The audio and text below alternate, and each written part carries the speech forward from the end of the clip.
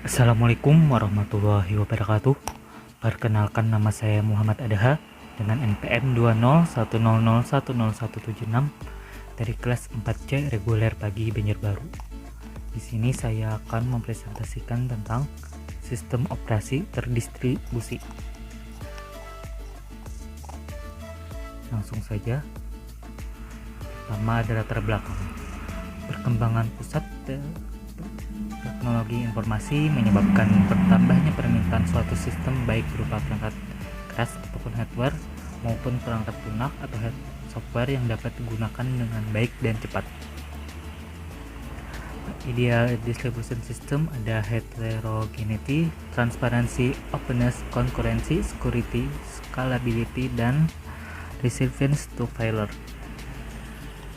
Nah, di sini ada sistem dari Google dan juga benua. Permintaan yang terus bertambah ini tidak sebanding dengan kemampuan perangkat keras yang ada. Salah satu cara untuk mengatasi hal itu dibuat pengembangan di sisi software dengan membuat suatu sistem virtual di mana beberapa perangkat keras atau komputer dihubungkan dalam suatu jaringan, diatur oleh sebuah sistem operasi yang mengatur seluruh proses yang ada pada setiap komputer tersebut sehingga memungkinkan proses tersebut berjalan dengan cepat. Nah, ini bagaimana mesin pencarian Google bekerja. Bisa dilihat, sistem operasi yang mengatur proses ini sering disebut sebagai sistem operasi terdistribusi atau distributed operating system. Sistem operasi terdistribusi ini sekarang menjadi tren, terutama untuk riset yang kadang membutuhkan CPU yang sangat cepat untuk melakukan perhitungan yang sangat kompleks. Nah, suatu sistem terdistribusi yang sejati adalah yang berjalan pada beberapa buah mesin yang tidak melakukan sharing memori, tetapi terlihat bagi user sebagai satu buah komputer single. User tidak perlu memikirkan keberadaan perangkat keras yang ada seperti prosesor. Contoh dari sistem seperti ini adalah Amoeba. Bisa dilihat Amoeba OS. Nah, sistem operasi terdistribusi berbeda dengan sistem operasi jaringan. Sistem operasi jaringan memiliki ciri-ciri yaitu tiap komputer memiliki sistem operasi sendiri, tiap PC memiliki sistem file sendiri di mana data disimpan. Sistem operasi tiap komputer dapat berbeda-beda atau heterogen. Pengguna harus memikirkan keberadaan komputer lain yang terhubung dan harus mengakses, biasanya menggunakan remote login. File system yang dapat digunakan dengan hubungan NFS. Ini arsitektur sistem operasi terdistribusi. Bisa dilihat, sistem operasi adalah sengumpulan software yang mengatur sumber daya di hardware komputer dan memberikan layanan bagi program komputer. Sistem operasi merupakan komponen penting dari sistem perangkat lunak dalam seluruh komputer. Program aplikasi biasanya membutuhkan sistem operasi untuk bisa berfungsi. Untuk fungsi hardware seperti input-output dan alokasi memori, sistem operasi berfungsi sebagai perantara antara program dengan komputer hardware. Meskipun demikian, aplikasi dijalankan secara langsung oleh hardware dan biasanya akan melakukan sistem call ke fungsi di sistem operasi atau diinterupsi oleh sistem operasi tersebut. Sistem operasi modern dapat ditemukan di hampir semua alat yang mempunyai fungsi komputer, mulai dari handphone, video game, hingga superkomputer dan web server. Contoh sistem operasi modern yaitu Android, BSD, iOS, Linux, Mac OS X, Microsoft Windows, dan IBM Z atau OS. Semuanya kecuali Windows dan Z OS mempunyai akar yang sama, yaitu Unix. Tipe sistem operasi. Yang pertama ada real time. Sistem operasi real time adalah sebuah sistem operasi multitasking yang ditujukan untuk menjalankan aplikasi real time. Sistem operasi ini biasanya menspesialisasikan pada algoritma scheduling atau penjadwalan sehingga mereka dapat mencapai perilaku yang deterministik. Tujuan utama sistem operasi ini adalah respon yang cepat dan dapat diprediksi untuk berbagai kejadian. Sistem operasi real-time ini dirancang berdasarkan event-driven atau time sharing atau keduanya. Sebuah sistem event-driven melakukan switching antar tasks berdasarkan prioritas atau kejadian dari luar. Sementara sistem operasi time sharing melakukan switching antar task berbasis pada interupsi clock. Yang kedua, ada multi-user. Sistem operasi multi-user memungkinkan banyak pengguna untuk mengakses sistem komputer pada saat yang sama. Sistem time sharing dan server di internet dapat dikategorikan sebagai sistem multi-user karena mereka memungkinkan banyak pengguna untuk mengakses komputer dengan cara berbagai waktu atau sharing time. Sistem operasi single user hanya satu pengguna tapi dapat menjalankan multiple program pada saat yang sama. Yang ketiga, ada multitasking versus single tasking. Sebuah sistem operasi multitasking memungkinkan lebih dari satu program untuk berjalan pada satu saat. Lihat dari skala waktu manusia. Sebuah sistem single tasking hanya dapat menjalankan satu program. Ada dua tipe multitasking, yaitu pertama preemptive dan kedua cooperative. Pada preemptive multitasking, sistem operasi akan membagi CPU time dan mendedikasikan satu slot untuk setiap program. Di sistem operasi Unix-like seperti SolarX dan Linux biasanya mendukung preemptive multitasking, seperti juga Amiga OS. Cooperative multitasking dapat dicapai dengan cara saling mengandalkan satu sama lain untuk memberikan waktu atau slot time ke proses yang lain dengan aturan yang berlaku. Keempat, ada sistem terdistribusi. Sebuah sistem operasi terdistribusi mengatur sebuah kelompok dari komputer yang independen dan membuat mereka tampak seperti satu buah komputer. Dengan perkembangan jaringan komputer memungkinkan sambungan dengan komunikasi satu sama lain untuk membangun distributed computing. Komputasi terdistribusi dilakukan oleh lebih dari satu mesin. Jika komputer dalam satu grup bekerja sama, maka mereka akan membangun sebuah distributed system atau sistem terdistribusi. Yang kelima, ada sistem embed. Desain operasi embed dirancang untuk digunakan di sistem komputer embed. Sistem operasi ini dioperasikan di mesin kecil seperti PDA, Personal Digital Assistant, atau smartphone. Sistem operasi ini dapat beroperasi dengan sumber daya sangat terbatas. Sistem operasi ini dirancang agar sangat kecil dan sangat efisien. Contoh dari sistem operasi embed ini adalah OpenWR Type. Sistem operasi terdistribusi adalah salah satu implementasi dari sistem terdistribusi di mana sekumpulan komputer dan proses komputer heterogen terhubung dalam suatu jaringan. Koleksi dari objek ini secara tertutup bekerja secara bersama-sama untuk melakukan suatu tugas atau pekerjaan tertentu. Tujuan utamanya adalah untuk memberikan hasil secara lebih, terutama dalam file system, namespace, waktu pengolahan, keamanan, akses ke seluruh resource seperti prosesor, memori, penyimpanan sekunder, dan hardware. Sistem operasi terdistribusi bertindak sebagai sebuah infrastruktur atau rangka dasar untuk network transparent resource management. Infrastruktur mengatur low-level resource seperti prosesor, memori, network interface, dan peripheral device yang lain untuk menyediakan sebuah platform untuk pembentukan penyusunan higher level resource seperti spreadsheet, electronic mail message, Windows. Manfaat sistem operasi terdistribusi: shared resource. Walaupun perangkat sekarang sudah memiliki kemampuan cepat dalam proses komputasi atau misal dalam mengakses data, tapi pengguna masih saja menginginkan sistem berjalan dengan lebih cepat. Apabila hardware terbatas, kecepatan yang diinginkan user dapat diatasi dengan menggabung perangkat yang ada dengan sistem DOS. Manfaat komputasi. Salah satu keunggulan sistem operasi terdistribusi ini adalah bahwa komputasi berjalan dalam keadaan paralel. Proses komputasi ini dipecah dalam banyak titik, yang mungkin berupa komputer pribadi, prosesor tersendiri, dan kemungkinan perangkat prosesor yang lain. Sistem operasi terdistribusi ini bekerja baik dalam memecah komputasi ini dan baik pula dalam mengambil kembali hasil komputasi dari titik-titik cluster untuk ditampilkan hasilnya. Kemudian manfaatnya ada yaitu reliabilitas. Fitur unik yang dimiliki oleh DOS ini adalah reliabilitas.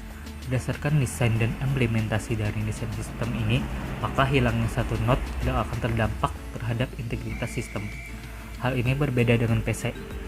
Apabila ada salah satu hardware yang mengalami kerusakan, maka sistem akan berjalan dengan seimbang, bahkan sistem tidak dapat berjalan ataupun mati.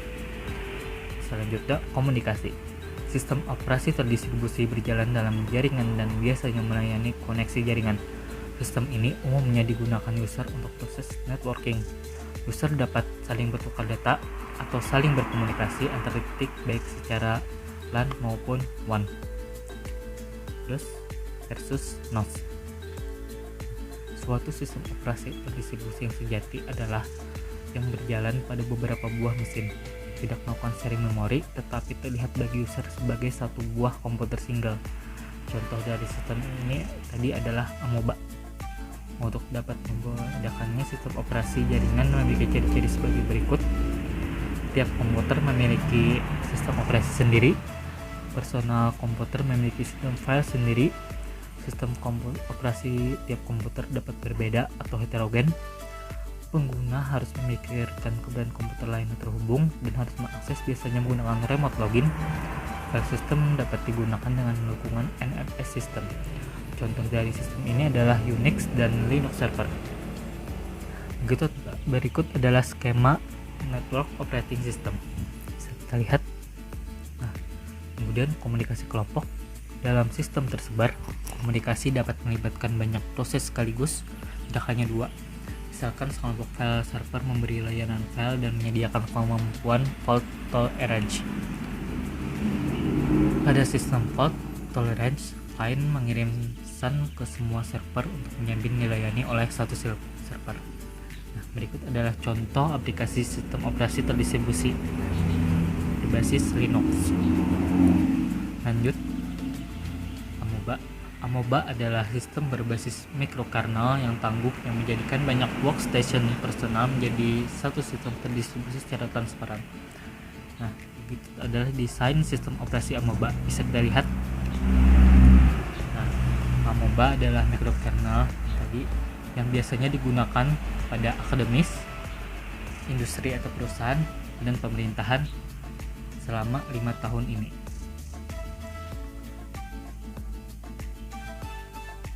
Nah, sistem Amoeba ini tumbuh dari bawah hingga akhirnya tumbuh menjadi sistem operasi terdistribusi. Inilah keunggulan sistem operasi ini dalam hal reliabilitas. Apabila ada satu unit pemroses yang mati, maka proses yang dilakukan harus di-restart, tetapi integritas sistem tidak akan terganggu apabila proses deteksi berjalan dengan baik.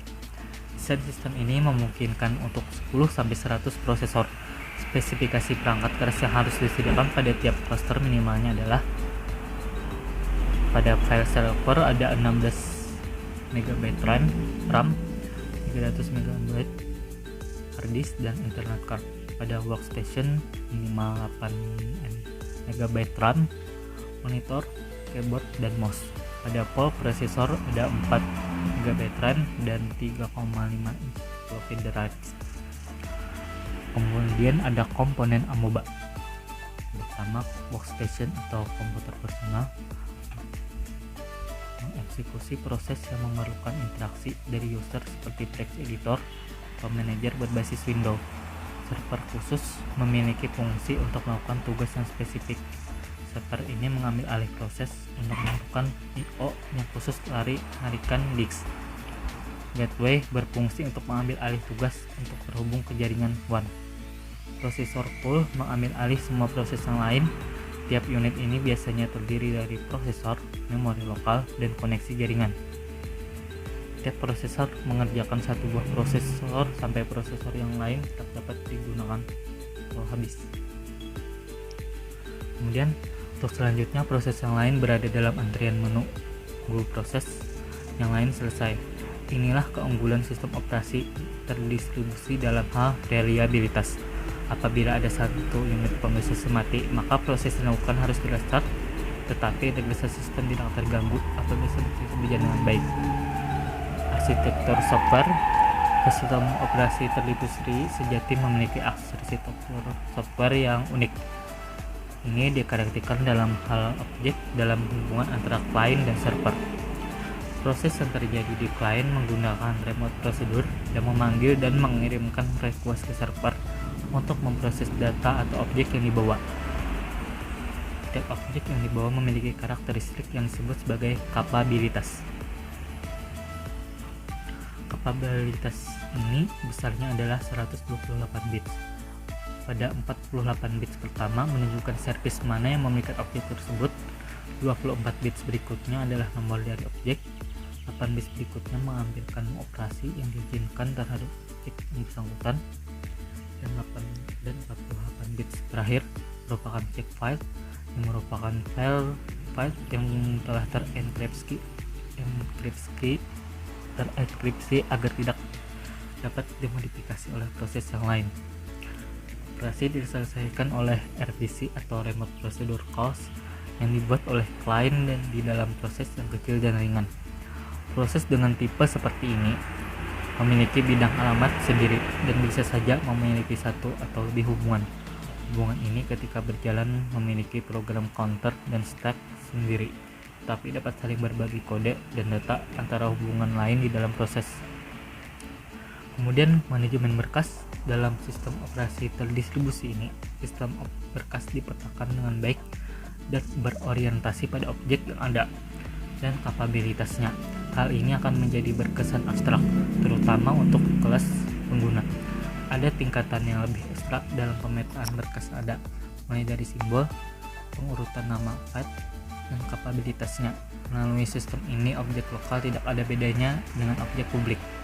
Dalam sistem ini ada semacam tingkatan akses yang sebenarnya mirip Unix. Setiap user dan grup memiliki hak akses yang berbeda pada setiap berkas atau folder yang ada pada sistem operasi terdistribusi. Dalam implementasi sistem Amoeba, hak akses yang dimiliki pengguna terbatas pada hak baca file, tulis atau membuat file, dan hapus file. Dengan hal ini, maka keamanan server dapat terjaga. Layanan terhadap direktori yang ada dibuat sangat ketat dalam hal keamanan, bahkan dibuat semacam kode acak yang akan memindahkan file tersebut sehingga tidak mudah dibaca oleh siapapun. Kode penyandingnya akan digunakan oleh sistem untuk mengembalikan file seperti semula kepada user. Kode ini hanya akan diberikan kepada pemilik file tersebut. Jadi, ketika user mengakses file atau berkas yang bersangkutan, maka kode penyanding akan dibuat oleh sistem agar pemilik file dapat membacanya. Kemudian manajemen proses. Dalam sistem operasi terdistribusi yang sejati, tiap proses berada pada alamat segmen-segmen virtual. Proses-proses ini dapat memiliki lebih dari satu hubungan. Kaitan-kaitan ini diaplikasikan ke prosesor-prosesor yang sampai semua prosesor habis digunakan.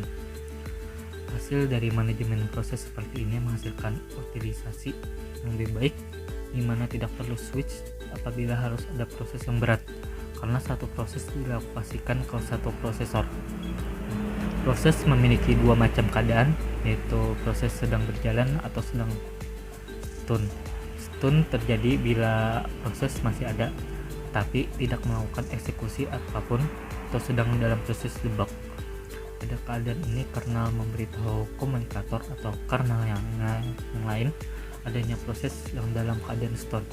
Kernel yang lain tersebut berusaha berkomunikasi dengan proses itu sampai proses kill atau proses tersebut berjalan kembali. Debugging dan migrasi pada proses ini selesai setelah adanya stunning. Kemudian kelemahan sistem operasi terdistribusi ini yaitu perawatan tiap cluster yang sangat sulit. Selain itu juga boros daya karena harus menghidupkan banyak CPU, membutuhkan jaringan berkecepatan tinggi. Kelemahan-kelemahan tersebut sebenarnya tidak seberapa jika dibandingkan dengan hasilnya. Misalnya saja search engine yang paling ramai seperti Google menggunakan teknologi ini karena hardware yang paling canggih saat ini masih belum mencukupi untuk menangani jutaan request ke server Google tiap detiknya, sehingga mereka harus membuat sistem paralel yang mampu melayani keperluan tersebut. Selain dalam dunia research, juga diperlukan sistem ini terutama untuk melakukan perhitungan yang tentu saja sangat rumit dan membutuhkan pemroses yang hebat dan cepat supaya dapat segera dicari hasilnya. Terima kasih. Sekian presentasi pada materi ini. Atas kurangnya mohon maaf. Terima kasih. Sampai bertemu lagi di video selanjutnya. Wassalamualaikum warahmatullahi wabarakatuh.